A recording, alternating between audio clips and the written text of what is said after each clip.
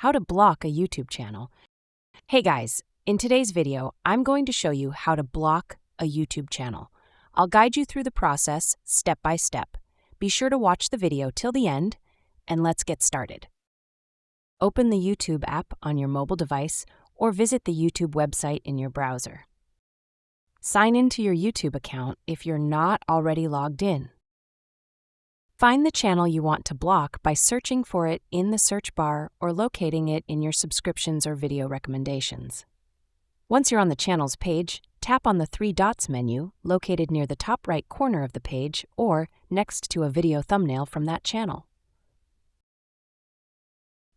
From the menu, select Hide User from My Channel, depending on your platform and preferences. A pop-up will appear asking you to confirm the action.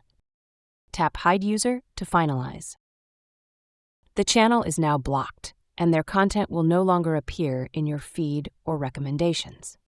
That's all for today's video.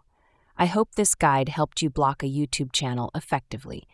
If you found this tutorial helpful, please like this video, share it with others, and subscribe to my channel for more tips and tricks.